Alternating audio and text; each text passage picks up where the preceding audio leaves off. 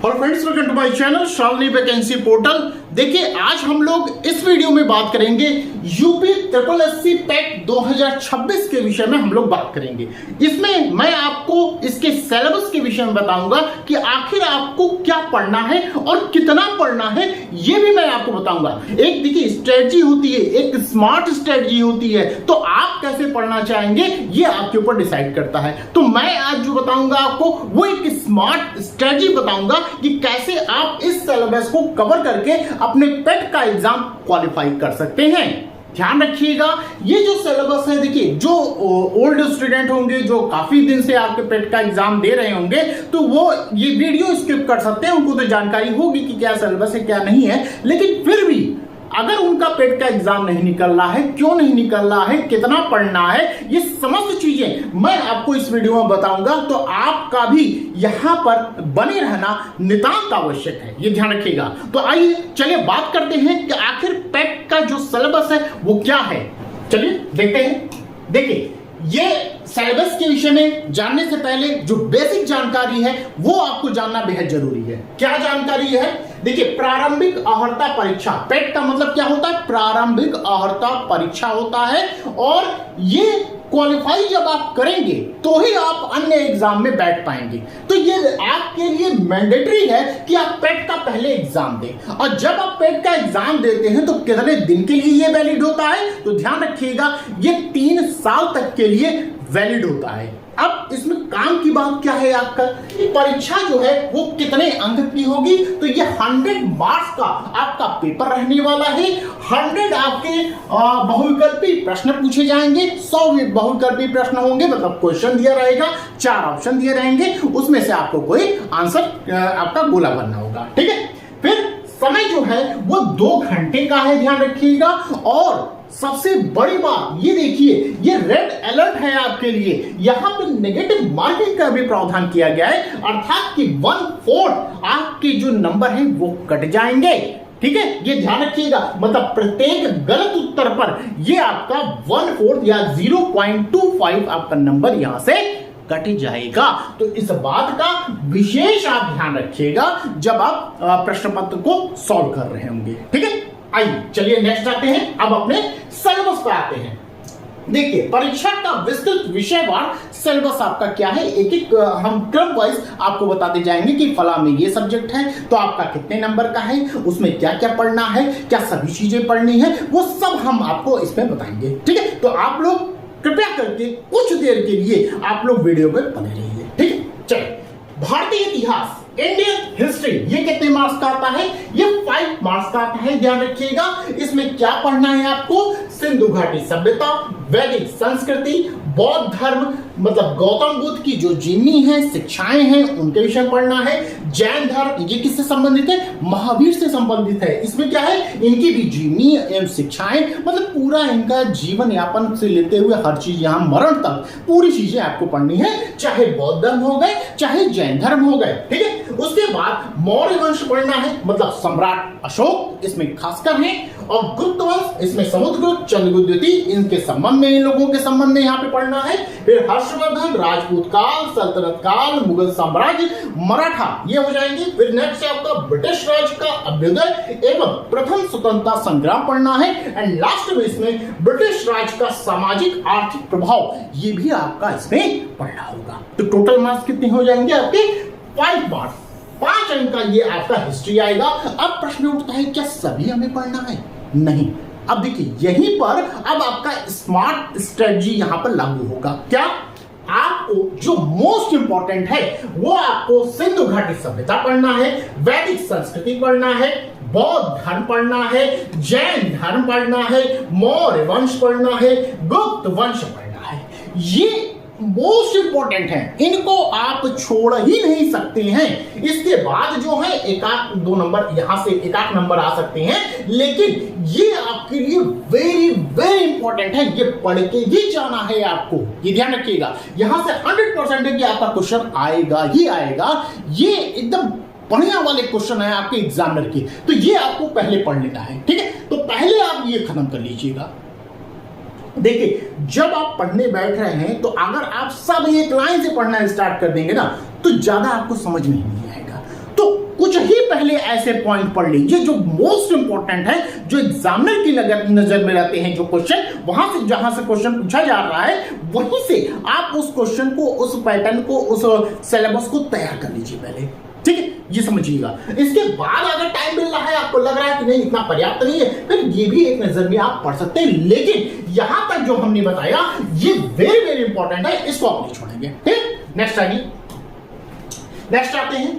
फिर इसके बाद आए भारतीय राष्ट्रीय आंदोलन, वेरी वेरी इंपॉर्टेंट। ये भी आपका 5 मार्क्स का आपका क्वेश्चन पूछा जाता है। इसमें क्या पढ़ना है आपको? स्वतंत्रता आंदोलन के प्रारंभिक वर्ष, स्वदेशी तथा सविनय अवज्ञा आंदोलन, इसमें क्या है, महात्मा गांधी तथा अन्य नेताओं की भूमिका क्या रही है हमारे देश को आजाद कराने में, इनके विषय में आपको पढ़ना है। फिर क्रांतिकारी आंदोलन तथा उग्र जो राष्ट्रवाद हैं उनके विषय में पढ़ना है। विधायी संशोधन तथा ब्रिटिश इंडिया एक्ट 1935 के विषय में पढ़ना है। एंड लास्ट में भारत छोड़ो आंदोलन, आजाद हिंद फौज तथा नेताजी सुभाष चंद्र बोस के विषय में आपको यहाँ पे पढ़ना होगा। अब यहाँ पे क्या है जो इंपॉर्टेंट आपके लिए पढ़ना है, यहां पे देखिए मैंने ऑलरेडी पहले से ही निशान लगा दिया है कि आपको समझ में आए कि आपको क्या पढ़ना है। ठीक है, अगर आपके पास सिलेबस होगा तो आप भी वहां पे निशान लगा सकते हैं कि ये जो है ये वेरी वेरी इंपॉर्टेंट हमारे लिए। तो क्या पढ़ना है इसमें? सबसे पहले स्वदेशी तथा सविनय अवज्ञा के विषय में आपको पढ़ना होगा, ये वेरी वेरी इंपॉर्टेंट है। फिर विधायी संशोधन तथा ब्रिटिश इंडिया एक्ट 1935 के विषय में पढ़ना होगा। फिर ये लास्ट वाला भारत छोड़ो आंदोलन, आजाद हिंद फौज तथा नेताजी सुभाष चंद्र बोस के विषय में आपको पढ़ना होगा। बात समझ में आ गई? ये आपका क्लियर हो गया।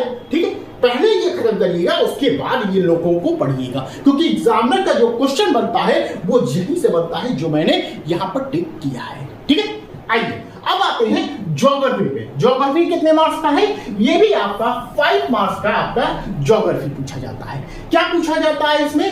भारत एवं विश्व का भौतिक भूगोल पूछा जाता है। ध्यान रखिएगा, इसमें भारत और विश्व दोनों पूछा जा रहा है, ये ध्यान रखिएगा। फिर नदियां तथा नदियों के घाटी, भूजल संसाधन, फिर पर्वत, पहाड़ियां तथा हिमनद के विषय में, मरुस्थल और शुष्क क्षेत्र, वन के विषय में, खनिज संसाधन विशेषकर भारत के विषय में पूछा जाएगा। फिर भारत एवं विश्व का राजनीतिक भूगोल पूछा जाएगा। ध्यान रखिए, यहां 2 नाम लिया गया, भारत एवं विश्व का राजनीतिक भूगोल, ध्यान रखिएगा। जलवायु तथा मौसम, टाइम जोन, ये पूछा जाएगा। एंड लास्ट में जनसांख्यिकी, परिवर्तन तथा प्रवास के विषय में पूछा जाएगा। तो ये हुआ आपका ज्योग्राफी। अब इसमें क्या पढ़ना है आपको? इसमें पढ़ना होगा नदियां तथा नदियों की घाटी, भूजल संसाधन, वेरी वेरी इंपॉर्टेंट, ये पहले आप कंप्लीट कर लीजिए। फिर आप पढ़िए पर्वत, पहाड़ियां, हिमनद, ये पढ़ लीजिए, वेरी वेरी इंपॉर्टेंट। और मोस्ट इंपॉर्टेंट आपका जलवायु तथा मौसम तथा टाइम जोन, ये पूछा जाता है। और जनसांख्यिकी, परिवर्तन तथा प्रवास, ये पूछा जाता है। तो इन लोगों को पहले आप कंप्लीट करिएगा। ठीक, नेक्स्ट आते हैं। नेक्स्ट हमारा है भारतीय अर्थव्यवस्था। ये कितने मार्क्स का है? ये 5 मार्क्स का आपका भारतीय अर्थव्यवस्था है। ठीक है, इसमें क्या पढ़ना है आपको? भारतीय अर्थव्यवस्था 1947 से 1991 तक पढ़ना है। योजना आयोग तथा पंचवर्षीय योजनाएं, वेरी वेरी इंपॉर्टेंट है आपका, ये पढ़ना है। मिश्रित अर्थव्यवस्था का विकास, निजी एवं सार्वजनिक क्षेत्र, फिर हरित क्रांति, दुग्ध विकास एवं operation flood, very very important है, ये ध्यान रखिएगा।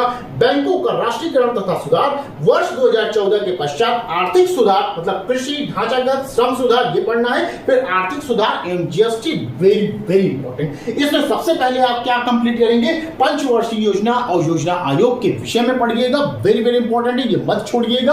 और फिर आप पढ़ेंगे हरित क्रांति, दुग्ध विकास और operation flood, very very important है। फिर आप आर्थिक सुधार एवं जीएसटी के विषय में पढ़ के जाइएगा। नेक्स्ट पॉइंट है भारतीय संविधान एवं लोक प्रशासन, ये भी आपका 5 मार्क्स का आता है क्वेश्चन। देखिए इसमें क्या पढ़ना है आपको? भारतीय संविधान की मुख्य विशेषताएं, राज्य की नीतिनिर्देशक सिद्धांत, मौलिक अधिकार एवं कर्तव्य के विषय में, संघीय प्रणाली केंद्र राज्य संबंध के विषय में, फिर न्यायिक ढांचा जिसमें सर्वोच्च न्यायालय और उच्च न्यायालय दोनों होंगे, फिर जिला प्रशासन, स्थानीय निकाय तथा पंचायती राज संस्थाएं, इनके विषय में पढ़ना है। यहाँ इंपॉर्टेंट क्या है आपका कि राज्य के नीति से सिद्धांत वेरी वेरी इंपॉर्टेंट, मौलिक अधिकार एवं कर्तव्य वेरी वेरी इंपॉर्टेंट, संघीय प्रणाली केंद्र राज्य संबंध वेरी वेरी इंपॉर्टेंट, फिर न्याय ढांचा मतलब कोर्ट के विषय में पढ़ना है आपको यहाँ पर, फिर जिला प्रशासन, स्थानीय निकाय तथा पंचायती राज संस्थाएं ये इंपॉर्टेंट है। लगभग इसमें सभी चीजें आपको पढ़ना है, नहीं छोड़ना है, आप पहले इन सब चीजों को कंप्लीट कर लीजिएगा, ठीक है। आइए नेक्स्ट आते हैं जनरल साइंस के विषय में। ये भी आपका 5 मार्क्स का यहां से क्वेश्चन पूछा जाता है। यहां भी आपको तीनों साइंस में पढ़ने हैं। अब 3 साइंस में क्या टॉपिक रहेगा मैं आगे आपको बताऊंगा, उसमें भी इंपॉर्टेंट चीजें ही आपको पढ़नी होंगी। आप ये भी ध्यान रखिएगा, ये जो पेट का सिलेबस है मैं इसको कवर कराऊंगा, मैं पढ़ाऊंगा, आप बिल्कुल मत घबराइएगा। आप अगर पढ़ना चाहेंगे तो कृपया करके चैनल को जरूर सब्सक्राइब कर लीजिएगा, तभी आप तक नोटिफिकेशन पहुंचेगा। किस डेट को पढ़ाना है, कब पढ़ाना है, ये मैं आगे वाली वीडियो में बताऊंगा। वो वीडियो तभी आप तक पहुंचेगी जब आपने चैनल सब्सक्राइब किया होगा और बेल आइकन को ऑन किया होगा, ठीक है। आइए नेक्स्ट देखते हैं। नेक्स्ट है हमारा प्रारंभिक अंकगणित। ये कितने मार्क्स का? 5 मार्क्स का ये आता है। इसमें क्या पढ़ना है आपको? पूर्ण संख्या, भिन्न तथा दशमलव पढ़ना है, प्रतिशतता, साधारण अंकगणितीय समीकरण ये पढ़ना है, फिर वर्ग एवं वर्गमूल, घातांक एवं घात, औसत ये पढ़ना होगा, ठीक है। फिर सामान्य हिंदी आपकी आती है, हम लोगों की लैंग्वेज 5 मार्क्स का आएगा। इसमें क्या है? संधि, विलोम शब्द, पर्यायवाची शब्द ये पढ़ना, वाक्यांशों के लिए एक शब्द, लिंग, समश्रुत, भिन्नार्थ शब्द, मुहावरे, लोकोक्तियां, सामान्य अशुद्धियां ये पढ़ना है। लास्ट में लेखक और रचनाएं जिसमें गद्य एवं पद्य दोनों शामिल होंगे, ठीक है। तो ये हुआ बात हिंदी का। अब आइए इंग्लिश में।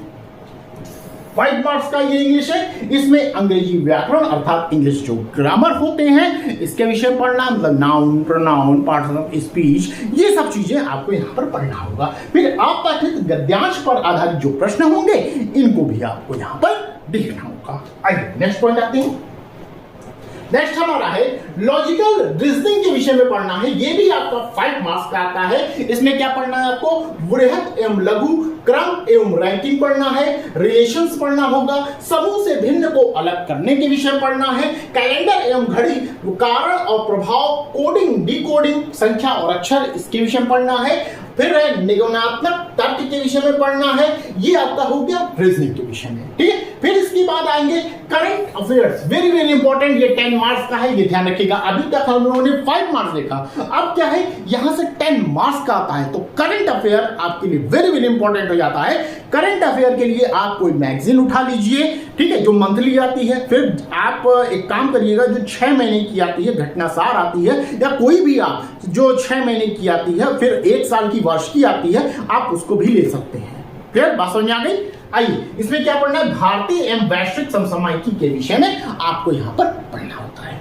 नेक्स्ट आइए जनरल अवेयरनेस। ये कितना मार्क्स है? 10 मार्क्स का ये भी पूछा जाता है। इसमें क्या पढ़ना है? भारत के पड़ोसी देश, राजधानी एवं मुद्रा के विषय में, भारत के राज्य तथा केंद्र शासित प्रदेश के विषय में, भारतीय संसद, राज्यसभा, लोकसभा और विधानसभा के संबंध में, राष्ट्रीय एवं अंतर्राष्ट्रीय दिवस, विश्व संगठन एवं उनके मुख्यालय के विषय में, भारतीय पर्यटन स्थल, भारत की कला एवं संस्कृति के विषय में, भारत एवं विश्व के खेल के विषय में, भारतीय अनुसंधान संगठन के विषय में, एंड नेक्स्ट प्रसिद्ध पुस्तकें और लेखक, पुरस्कार एवं विजेता के विषय में, एंड लास्ट में जलवायु परिवर्तन एवं पर्यावरण के विषय में आपको यहाँ पर पढ़ना होगा। इंपॉर्टेंट क्या है इसमें? अभी ध्यान रखिएगा कि भारत के पड़ोसी देश, राजधानी एवं मुद्रा वेरी वेरी इंपॉर्टेंट है, ध्यान रखिएगा। फिर आपको राष्ट्रीय एवं अंतर्राष्ट्रीय जो दिवस होते हैं, पर्यावरण दिवस कब मनाया गया, जल दिवस, पृथ्वी दिवस, ये सब चीजें आपको यहाँ पे याद करनी है। विश्व संगठन, उनके मुख्यालय कहाँ पर है, स्थित है, ये सब आपको पता होना चाहिए। भारतीय पर्यटन स्थल, भारत की कला एवं संस्कृति वेरी वेरी इंपॉर्टेंट। फिर प्रसिद्ध पुस्तकें और लेखक, पुरस्कार एवं विजेता वेरी वेरी इंपॉर्टेंट, ठीक। बात समझ आ गई। तो ये इतनी चीजों को हमने आपको बता दिया। अब लास्ट में एक पॉइंट और बचता है, इसको भी देख लीजिए आप। फिर है अपठित हिंदी गद्यांश का विवेचन एवं विश्लेषण। ये भी आपका 10 मार्क्स का पूछा जाता है, ठीक है। फिर आता है ग्राफ की व्याख्या एवं विश्लेषण। ये भी आपका 10 मार्क्स का पूछा जाता है। लास्ट में तालिका की व्याख्या एवं विश्लेषण, ये कितने मार्क्स का है? ये 10 मार्क्स का पूछा जाता है, ठीक है। तो टोटल क्या सिलेबस है ये हमने आपको बता दिया। 100 मार्क्स का पूरा ये सिलेबस आपका होता है।